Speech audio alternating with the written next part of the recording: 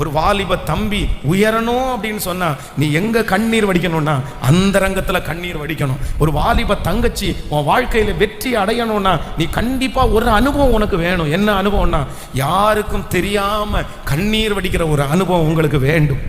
அதான் ஒரு போதகர் பலவிதமான முயற்சியை எடுத்து தன்னுடைய ஊழியத்தை செய்தார். ஆனால் ஊழியத்தில் ஒரு வளர்ச்சியை கூட அவர் பார்க்கவே முடியல. என்னென்னமோ அவர் பண்ணி பார்த்தார். அவருக்கு தெரிஞ்ச ஊழியத்தெல்லாம் அவர் செய்து பார்த்தார். ஆனால் அந்த ஊழியத்தில் ஒரு வளர்ச்சியும் அவர் பார்க்கல. அப்போ ஒரு நாள் பெரிய போதகரை சந்தித்தாராமா. அப்போ அந்த வெறுமையும் விரக்தியோடு அவர் சந்தித்தாராமா. ஏன் இவ்வளோ சோர்ந்து போய் வந்திருக்கிறேன்? அப்போ அவர் சொன்னாராமா, ஐயா இந்த ஊழிய ஸ்தலத்தில் என்ன போட்டீங்க, என்னால் முடிஞ்ச வரைக்கும் நான் எத்தனையோ முயற்சி எடுத்து பார்த்தேன், எனக்கு தெரிஞ்சது எல்லாத்தையும் பண்ணி பார்த்தேன், ஆனால் என் ஊழியத்தில் ஒரு வளர்ச்சியை நான் பார்க்கலையே. உடனே அந்த பெரிய போதகர் சொன்னாராமா, சரிப்பா நீ எல்லாத்தையும் முயற்சி எடுத்த, ஒன்று மட்டும் நீ கடைசியா ஒரு டைம் கண்ணீரில் நீ முயற்சி பண்ணிப்பாரு.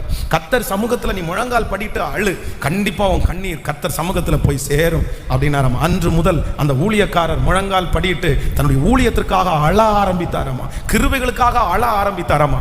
சில வருடத்திற்குள்ளாகவே அந்த ஊழியத்தில் ஆயிரக்கணக்கான ஜனங்களை சந்திக்கிற பெரிய பாக்கியத்தை கர்த்தர் தந்தார். இந்த சத்தத்தை கேட்டுக்கொண்டிருக்கிற அன்பு கர்த்தருடைய பிள்ளையே, உடைய வாழ்க்கையிலே முன்னேற்றம் இல்லையா, உடைய வாழ்க்கையில உயர்வு இல்லையா, உடைய வாழ்க்கையில பெரிய ஆசீர்வாதத்தை பார்க்க முடியலையா? கர்த்தராகிய ஆண்டவர் இன்று உங்களுக்கு வாக்கு கொடுக்கிறார். நீ கண்ணீரிலே முயற்சி செய், நீ அந்த ரங்கத்திலே தேவ சமூகத்திலே அழு, உன் பிள்ளைகளுக்காக நதியை போல கண்ணீரை ஊற்று. இஸ்ரவேலின் ஜெயபலமானவர் உன் கண்ணீருக்கு ஒரு பெரிய பலனை தருவேன் என்று. உன்னுடைய கண்ணீர் வீணாய் போகாது.